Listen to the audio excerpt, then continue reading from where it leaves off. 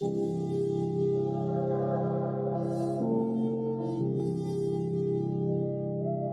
दोस्तों, क्या हाल चाल। मैं विपुल राम शर्मा एक बार फिर से आप लोगों का स्वागत करता हूं अपने प्यारे से परिवार दहन भाई में। दोस्तों, हम लेकर आए हैं बाहुबली एमसीक्यू सीरीज में सेकंड क्लास, जिसमें हम आपको कराते हैं तैयारी 12/12 की, यानी 6 नंबर के एमसीक्यू और 6 नंबर के आपके अति लघु प्रश्न। मैं यहाँ पर स्टार्ट करूंगा दोस्तों आज, और चैप्टर नंबर 7 जिसकी थ्योरी कंप्लीट करा चुका हूं आपको। चैप्टर नेम है प्रत्यावर्ती धारा। तो चलिए दोस्तों, बिना देरी के स्टार्ट करते हैं आज की इस बेहतरीन के क्लास की। और टारगेट हमारा एक ही है कि 6 नंबर के एमसीक्यू और 6 नंबर के अति लघु प्रश्न हमको खत्म कर देने हैं। तो चलिए दोस्तों देखते हैं, अगर हम बात करें यहाँ पर प्रत्यावर्ती धारा हमने पढ़ी रखा है, इसके फॉर्मूले भी हमको याद है। ज्यादातर फॉर्मूले ही एमसीक्यूज में पूछे जाते हैं या उनसे रिलेटेड प्रश्न पूछे जाते हैं। देखते हैं कैसे प्रश्न पूछे गए पिछले 5 सालों में और आगे कैसे पूछे जा सकते हैं। तो स्टार्ट करते हैं क्वेश्चन नंबर 1 से अपनी सीरीज दोस्तों आज। और प्रश्न नंबर 1 आपके सामने है कि अनुनाद की स्थिति में एलसी परिपथ की आवृत्ति है। 2010 और 2017 में प्रश्न पूछा गया है। तो अनुनाद की स्थिति की अगर मैं बात करूं तो अनुनाद की स्थिति हो जाती है दोस्तों, क्वेश्चन नंबर 1 की अगर मैं बात करूं तो याद रखना एक्सएल बराबर एक्सी होता है, यही अनुनाद की स्थिति होती है। इतना क्लियर समझ में आ रहा? हाँ, यहां तक की बात सही है। चलिए तो दोस्तों, अगर मैं बात करूं तो स्थिति में आवृत्ति किसकी हो जाती है, तो याद रखना ए आंसर यहां पर आपका बन जाता है, और 1/2 पाई √1/L/C इसका आंसर हो जाता है। नंबर 2 पर आते हैं दोस्तों। क्वेश्चन नंबर 2 में क्या बोला गया? सीधी सी बात यह है कि R ओम का प्रतिरोध है ना, और 10 हेनरी प्रेरक की कुंडली 50 वोल्ट की बैटरी से जोड़ी गई है। कुंडली में संचित ऊर्जा आपको बतानी है। और यूपी बोर्ड 2014 और 2022 में प्रश्न पूछा गया। एक बार फिर देख लेते हैं क्या क्या चीजें दी गई हैं। R ओम का प्रतिरोध है, तो याद रखना R बराबर 10 ओम हो जाता है दोस्तों। उसके बाद दे रखा है इन्होंने 10 हेनरी प्रेरकत्व, है ना, तो L की वैल्यू भी कितनी हो जाती है? 10 हेनरी हो जाती है। और बाद में दे रखा है उन्होंने क्या कि 50 वोल्ट की एक बैटरी है, और V बराबर दे रखा है दोस्तों 50 वोल्ट। और आपसे पूछा गया है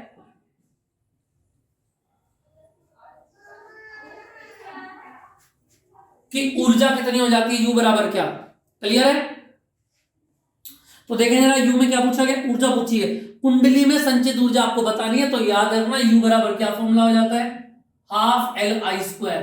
याद रखेंगे ये ऊर्जा का फॉर्मूला होता है। इसको मैं सोल्व कर देता हूं। यहाँ पर 1/2 L की वैल्यू हो जाती है 10, और I², I का मतलब क्या होता है? देखो, I को लिख सकता हूं मैं V/R, तो V²/R² हो जाएगा। और V की वैल्यू कितनी है? 50। स्क्वायर है तो 2 बार लिखेंगे, और R है तो R को भी 2 बार लिखेंगे। 10/10, 10 से 10 गया, तो यहां से बन जाएगा U इक्वल टू 2 से कट गया कितनी बार? 25, और 25 पंजे 125 जूल इसका आंसर हो जाता है। जैसे कि अगर मैं ऑप्शन पर देखूं तो कितना आंसर? 125 एक आंसर हो जाता है।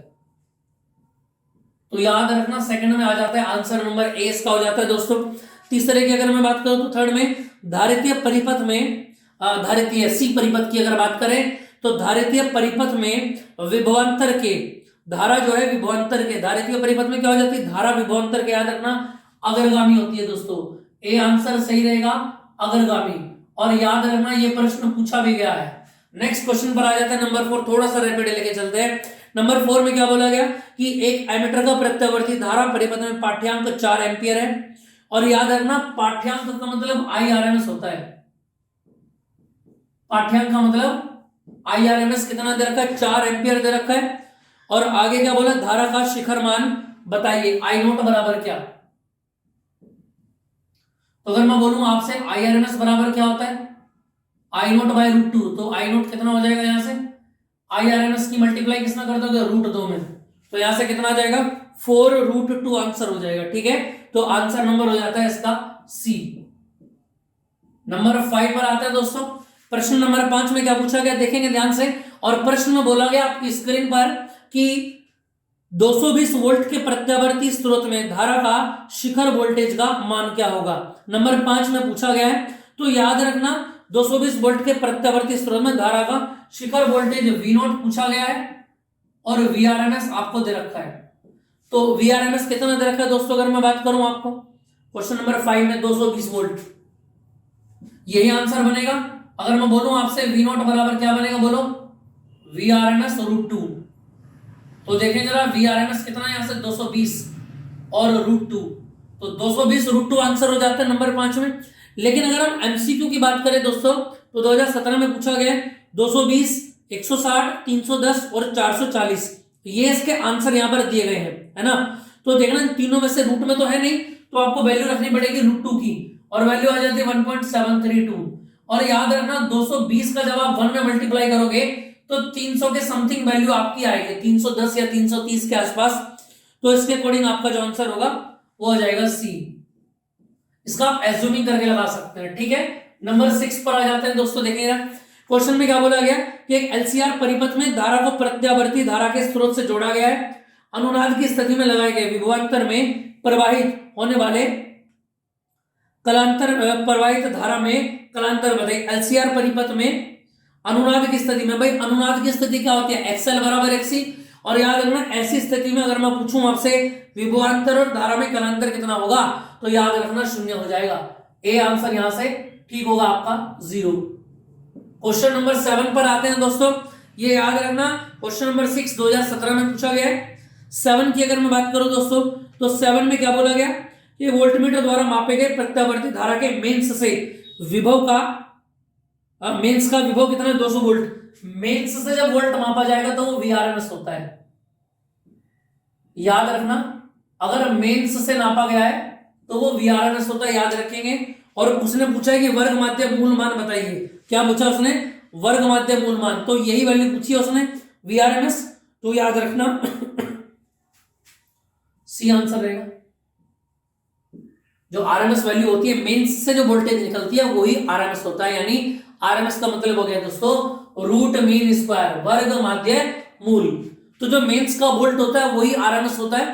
तो मेंस का वोल्ट कितना है, 200 वोल्ट।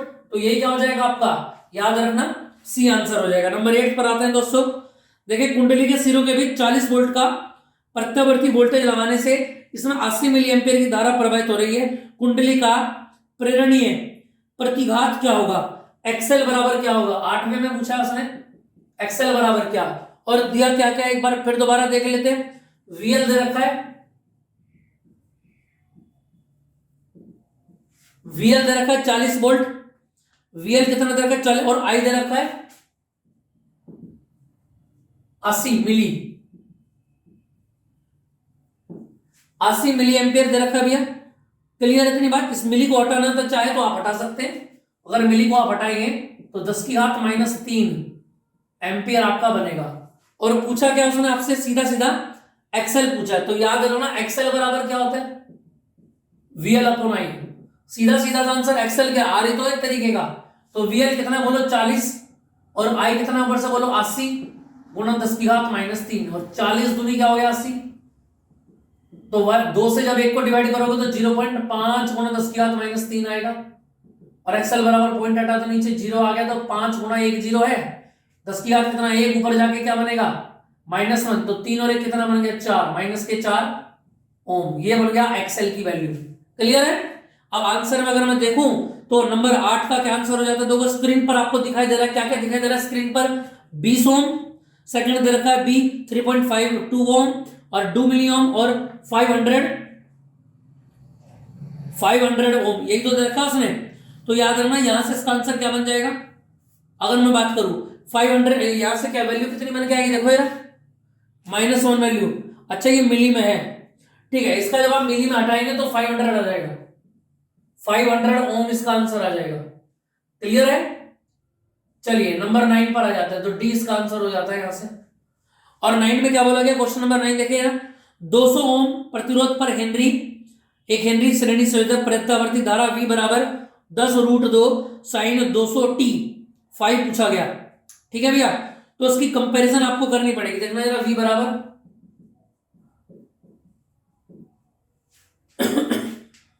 साइन 200t,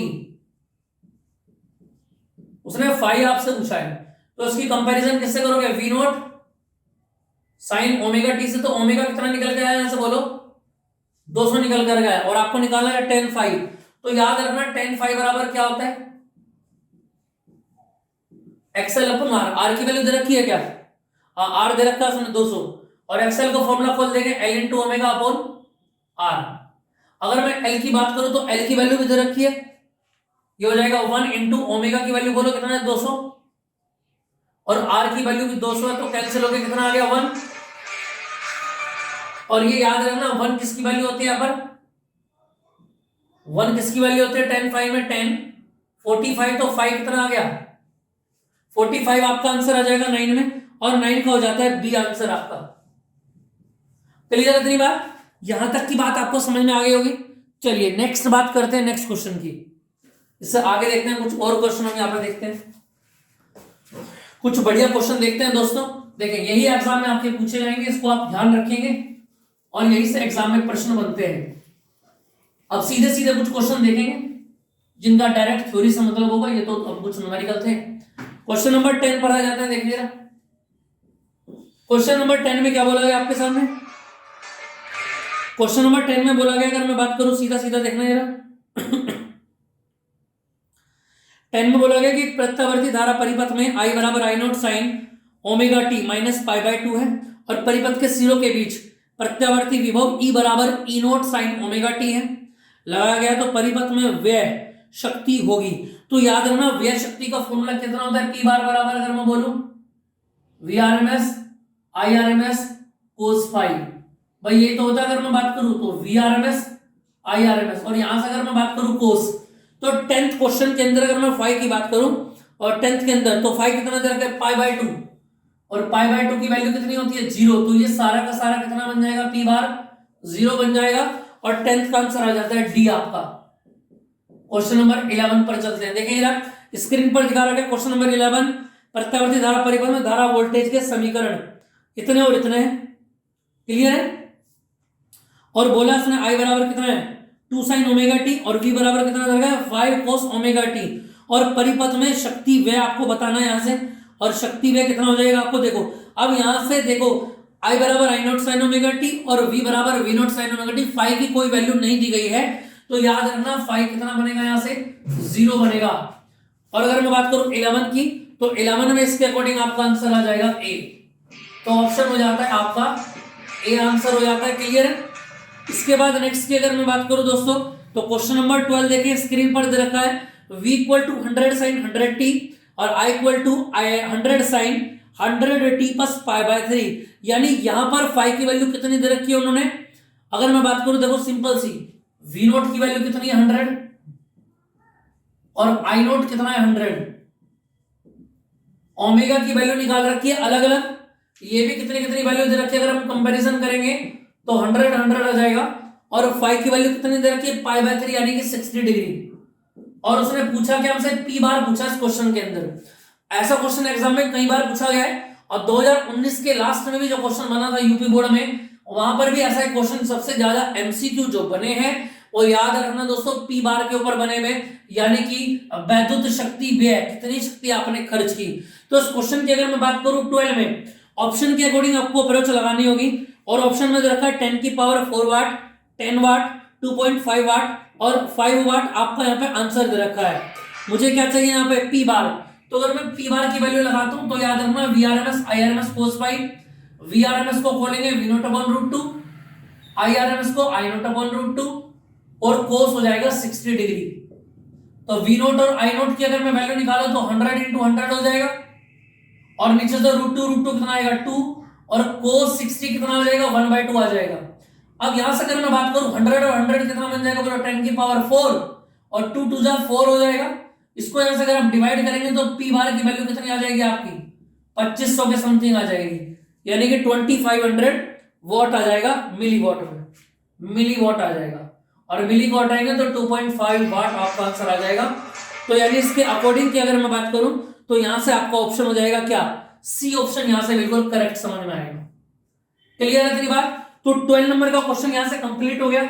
इसके बाद अगर मैं बात करूं दोस्तों देखिए क्वेश्चन नंबर नेक्स्ट रह जाता है 13, ज्यादा क्वेश्चन इसमें है नहीं अपने सिलेबस में, 20 से 25 एमसीक्यू बहुत होता है एग्जाम के लिए एक चैप्टर में से अगर आप करते हैं। ठीक, देखें आगे नंबर नेक्स्ट की बात करें मैं करूं 13 क्वेश्चन, और 13 में क्या बोला गया, 13 में बोला गया शुद्ध प्रेरक में औसत शक्ति क्षय कितना होगा। 2020 यूपी बोर्ड ने क्वेश्चन पूछा गया, और औसत प्रेरक में याद रखना जब फाई 0 होता है तो P बार भी कितना हो जाता है दोस्तों अपना 0 हो जाएगा।